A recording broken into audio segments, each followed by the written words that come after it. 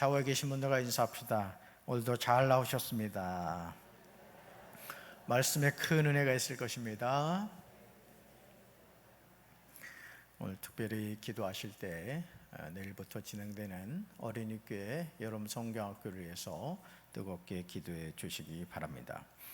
오늘 오바댜 1장 10절부터 21절까지 말씀으로 대신 갚아주시는 하나님, 대신 갚아주시는 하나님, 이런 제목으로 말씀을 나누고자 합니다. 여러분, 에돔 족속은 에서의 후손으로 이스라엘의 형제 나라였죠. 에돔이 바로 에서였고 이스라엘은 야곱이었죠. 여러분 아시듯이 쌍둥이 형제입니다. 간발의 차로 태어나서 형과 동생이 되었죠.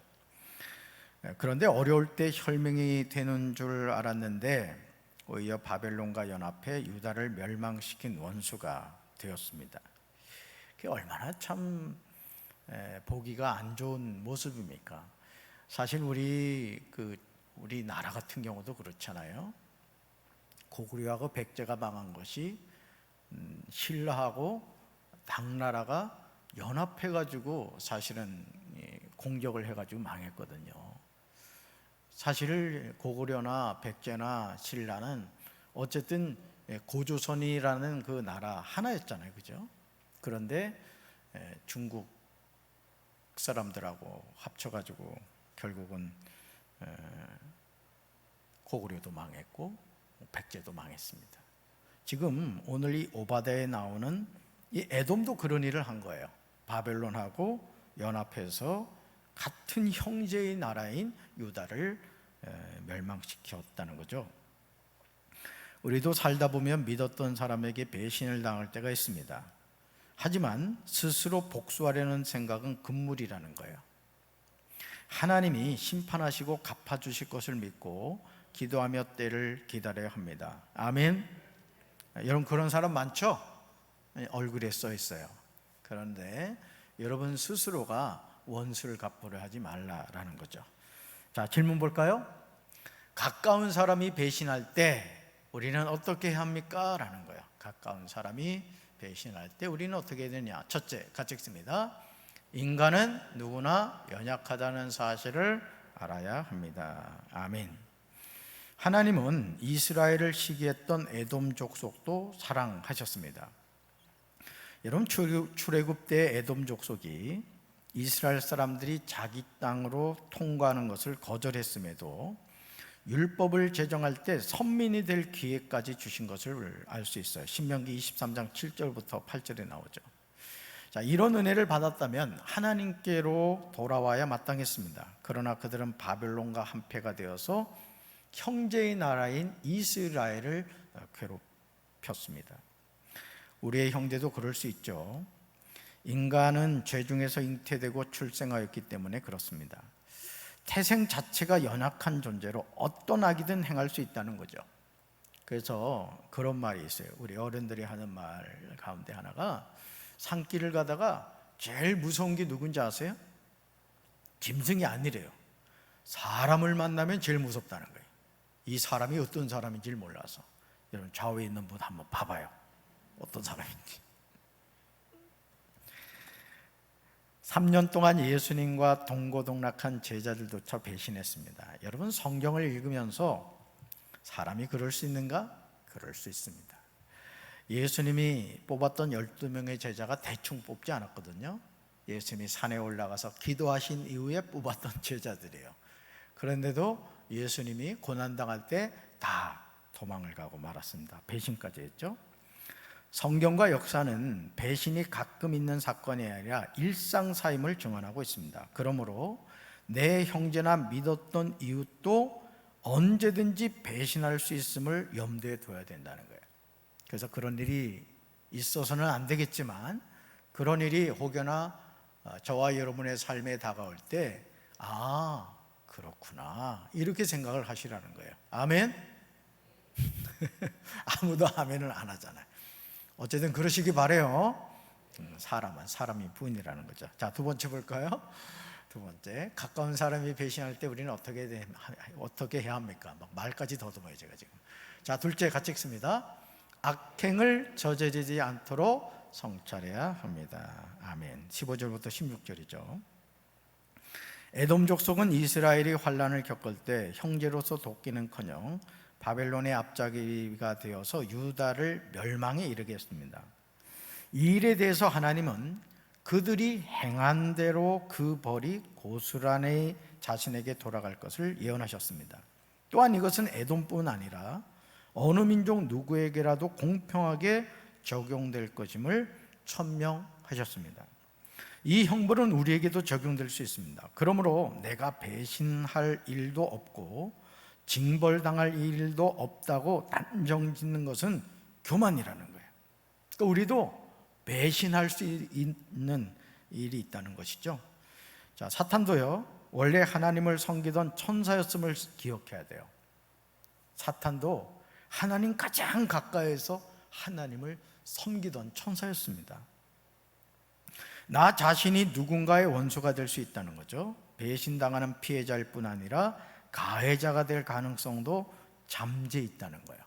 그러니까 항상 이걸 염두에 둬야 돼요. 피해자가 될 수 있지만 내가 누군가에게 가해자가 될 수가 있다. 따라서 성도들은 배반의 사례들을 거울 삼아 경건의 능력으로 날마다 자신을 성찰해야 되는 거예요. 어떤 그 기사를 본다거나 사건 사고를 볼 때 내가 바로 저 사람일 수 있겠구나, 이걸 늘 생각하라는 것이죠. 자, 셋째 볼까요? 셋째 보여주세요. 네, 가까운 사람이 배신할 때 우리는 어떻게 합니까? 같이 읽습니다. 하나님이 억울함을 대신 갚아주심을 믿어야 합니다. 아멘. 17절부터 21절에 나오죠. 아주 중요한 내용이에요. 하나님이 억울함을 대신 갚아주심을 믿어야 합니다. 하나님의 백성이 멸망하고 포로로 끌려가는 상황은 당사자인 이스라엘도 이해하기 어려웠을 것입니다. 여러분, 이스라엘 백성이 어떤 백성이죠? 하나님의 택함을 받은 백성이란 말이죠. 하나님이 왕이신 나라예요. 자, 그런 왕이신 하나님을 왕으로 섬기는 나라가 멸망을 당하고 포로로 끌려간다. 이 말이 안 되죠. 더욱이 믿었던 형제가 적과 하나가 되어 약탈하고 조롱하는 악행은 뼈에 사무쳤을 것입니다. 죄의 결과라고 하지만 눈앞에 벌어진 상황은 무참했을 거예요. 그러나 하나님은 때가 되면 회복시켜 줄 것을 약속하셨습니다. 여러분, 하나님은 죄를 지었을 때 징계하십니다. 그렇지만 그 징계의 목적은 저와 여러분을 망하게 하는 것이 아니라 하나님은 항상 우리가 돌아오기를 원한다는 것이죠. 아멘. 자, 그래서 땅을 모두 되찾을 것이고 백성들은 시온산에서 옛 영화를 누리게 된다는 거죠. 그리고 원수 에돔은 오늘 보면 지푸라기가 되어 이스라엘에 불살라질 것이다, 이렇게 말합니다. 이렇듯 원수는 하나님이 친히 심판하신다는 거예요. 따라합시다. 원수는 하나님이 친히 심판하십니다. 아멘. 그래서 여러분들이 어떤 배신을 당한다거나 또 억울한 일을 당할 때 그냥 이렇게 한마디 하시면 돼요. 하나님이 알아서 하실 거야. 여러분을 힘들게 하고 여러분을 배신하고 여러분에게 고통을 주는 사람에게 그냥 얘기하시면 됩니다. 하나님이 알아서 하실 거야. 그리고 여러분들은 어떻게 되겠어요? 모든 것을 다 하나님께 맡길 수 있어야 된다는 거죠. 분하고 원통해도 복수는 내 일이 아니라는 거죠. 여러분, 사실은 그렇거든요. 저도 저의 마음을 아프게 하거나 또 이렇게 사역을 하는 가운데서 이해할 수 없는 말과 행동을 하는 사람들을 보면 저도 인간적인 혈기가 있거든요. 그래서 어떻게 해서든지 갚아주고 싶고 그냥 걸어가다가 앞으로 자빠져가지고 이마가 깨졌으면 좋겠고 막 그렇거든요. 사실 저도 그래요. 안 그럴 것 같죠? 뒤통수랑 그냥 깨졌으면 좋겠고 막 그런 생각이 든다고요. 그런데 복수는 내 일이 아니라는 거예요. 그래서 로마서 12장 19절에 보면 주님이 뭐라고 말씀하셨느냐? 너희가 친히 원수를 갚지 말고 하나님의 진노하심에 맡기라. 여러분, 사실 우리가 분하고 원통해서 원수를 갚으려고 하잖아요. 그러면은 우리가 사실은 힘들어집니다. 사실은 그렇거든요. 누구에게 원수를 갚겠다는 마음을 품고 있으면요, 소화도 안 되고 괜히 우울하고 속상하고 막 괴로운 거예요. 근데 그 모든 문제를 하나님께 다 맡겨버리면 어떻게 될까요? 우리가 그 문제로부터 자유로울 수 있다는 것이죠. 그래서 사실 이게 힘든 얘기예요. 쉽진 않아요. 저도 이렇게 살아보면은 그게 쉽진 않아요. 그렇지만 하나님이 우리에게 명령하시는 것보다 원수는 나에게 맡기라, 이렇게 말씀하고 있다는 거죠. 그래서 알맞은 때 하나님이 대신 갚아주실 것을 믿고 복수가 아닌 오히려 형제를 위해 기도해야 된다는 거죠. 이거 참 어렵죠? 복수가 아니라 형제를 위해 기도를 한다고요? 목사님 지금 제정신이세요? 여러분 아마 그런 마음이 들 거예요. 그러면 왜 하나님이 이런 말씀을 하실까? 이유는 한 가지예요. 저와 여러분을 사랑하시기 때문이에요. 우리의 마음이 누군가에게 원수를 갚기 위해서 내 마음에 분노가 가득 차고 막 억울함과 속상함이 가득 차서 내 마음이 여러분 부글부글 끓고 있다고 생각해 봐요. 건강이 좋겠습니까? 마음이 평안하겠어요? 그러니까 하나님이 우리에게 원하시는 건 뭐냐? 네 마음은 나에게 주고 네가 갖고 있는 그 원수에 대한 문제는 내가 알아서 해결해 줄게, 이 뜻이에요. 여러분 어느 게 나아요? 문제를 가지고 원수를 가슴에 품고 살아가는 게 낫겠어요? 아니면 여러분 마음을 괴롭게 하는 원수를 고스란히 들어서 하나님께 맡기는 게 낫겠어요? 자, 물어볼게요. 목사님, 그래도 저는 원수를 가슴에 품고 원수를 향한 칼을 갈겠습니다, 이런 분하고, 목사님 이제부터는 원수는 무조건 하나님께 맡기겠습니다. 자, 어느 편 선택할 거예요? 이거 1번, 이건 2번. 1번이라고 한 사람도 꽤 많은 것 같은데. 그러니까 여러분, 하나님은 그런 거예요. 결국은 이 원수의 문제에서 하나님이 우리에게 원하시는 건 뭐냐? 네 마음을 나는 100% 내 것으로 하고 싶다는 거예요. 그러니까 여러분들의 마음을 원수에게 빼앗기지 마시고 하나님께 100%다 올려드리게 되시기를 주님의 이름으로 축원합니다. 은혜를 원수로 갚는 일은 태초부터 있었던 일이죠. 그것이 연약한 인간의 한계예요. 그러니까 여러분, 어떤 분이 그 얘기를 하더라고요. 뭔 얘기를 하냐면, 여러분을 나를 힘들게 하고 나를 고통스럽게 하는 사람을 위해서 막 축복 기도를 해주라는 거예요. 막 축복 기도를. 그럼 그 사람이 그걸 받을까요? 여러분이 원수를 향해서 축복하며 기도하면 원수가 받겠어요? 안 받겠어요? 혜진아, 절대 안 받는다는 거야. 그러면 성경의 원리는 뭐냐? 원수를 축복하면서 기도했는데 원수가 안 받잖아요? 그럼 그 축복이 누구한테 올까요? 나한테 오는 거야. 이만큼 수지 맞는 장사가 없는 거야. 그러니까 성경에서 우리에게 제시하는 것은 결국 뭐냐? 하나님이 나에게 축복해 주시기 위한 거예요. 그러니까 여러분은 원수를 볼 때마다 아주 그냥 팍팍 축복해 주시기 바랍니다. 그 축복이 여러분에게 그대로 오는 거예요. 언제든 형제가 나를 배신할 수 있고 나 또한 누군가의 원수가 될 수 있어요. 이걸 아셔야 돼요. 우리 정치인들 보면 그렇잖아요. 어제까지는 막 원수처럼 싸우다가 어떤 상황에 따라서는 금방 또 손을 잡아요. 이게 정치인들의 생리잖아요. 근데 이 세상이 그렇습니다. 이 세상이. 그래서 이 세상에서 믿을 분은 누구밖에 없어요? 하나님밖에 없어. 하나님밖에. 그렇습니다. 미약한 우리는 말씀과 기도로 끊임없이 자신을 돌아봐야 돼요. 따라합시다. 심판과 복수는 하나님께 맡기자. 아멘. 심판과 복수는 누구한테 맡긴다? 하나님께 맡기자. 우리는 악에게 지지 말고 손으로 악을 이겨야 돼요. 그러니까 여러분들 이 원수 문제, 또 여러분들을 고통스럽게 하는 사람, 또 어떤 환경, 모든 그거를 가슴에 품지 말고 이제는 하나님 그분만을 가슴에 품고 항상 여러분의 삶에 하나님의 은혜가 늘 함께 하시길 주님의 이름으로 축원합니다. 자, 주먹 한번 집어요. 심판과 복수는 하나님께 맡기자. 심판과 복수는 하나님께 맡기자. 하나님 해결해 주세요. 아멘. 네, 손 봐요. 맡겼나 안 맡겼나? 다 맡기시기 바라요. 자, 묵상 질문 보겠어요. 첫 번째, 이웃을 대할 때 우리의 마음가짐은 어떠해야 합니까? 라는 거예요. 여러분 12절 보세요. 오바댜 1장 12절. 이웃을 대할 때 우리 마음이 어때야 되냐? 12절 같이 읽습니다. 내가 형제의 날, 곧 그 재앙의 날에 방관할 것이 아니며 유다 자손이 패망하는 날에 기뻐할 것이 아니며 그 고난의 날에 내가 입을 크게 벌릴 것이 아니며. 아멘. 무슨 말이에요? 무관심하지 말라는 거예요. 무관심하지 말고 뭐 해라? 사랑으로 대해주라라는 뜻이죠. 저는 우리 강경제일교회 성도 여러분들이 이런 마음을 갖게 되시길 바랍니다. 자, 두 번째 질문이에요.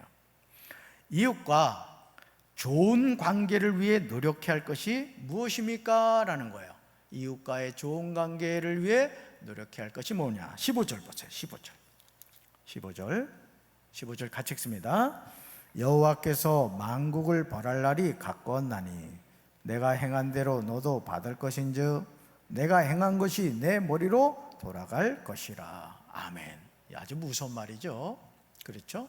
여호와께서 만국을 벌할 날이 가까웠는데 내가 행한 대로 너도 받을 것이고 내가 행한 것이 내 머리로 돌아갈 것이다 했어요. 그러니까 여러분, 원수일수록 되도록 뭐 해야 된다? 저주하지 말고 축복해야 된다. 할렐루야. 왜요? 그 축복이 누구한테 온다? 축복하는 나에게 온다는 거죠. 자, 세 번째, 형제를 원망하는 마음이 들 때 어떻게 해야 합니까? 형제를 원망하는 마음이 들 때 많죠? 어떻게 해야 됩니까? 18절 같이 읽습니다.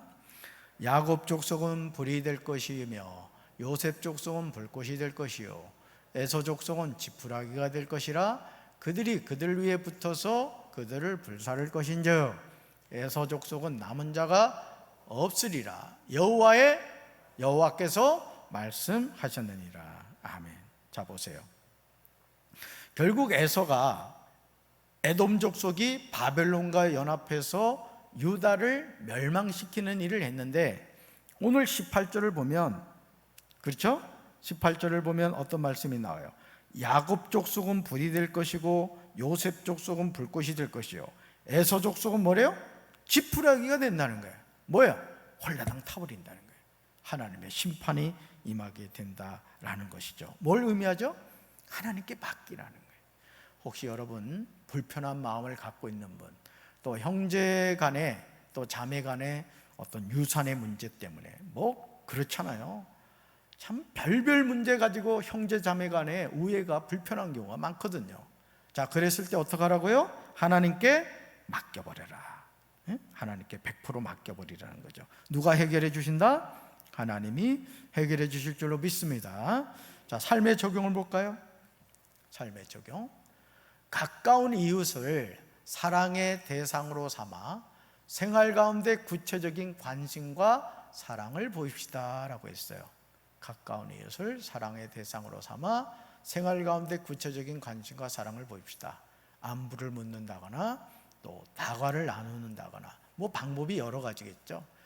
어린 시절을 이렇게 돌이켜보면 제가 기억나는 것 가운데 하나가, 어릴 때 먹을 게 별로 없었잖아요. 그러니까 이 부침개를 많이 먹었어요. 그냥 밀가루 가지고 뭐 칼국수, 만두, 그냥 송 그런 거 이제 먹었죠.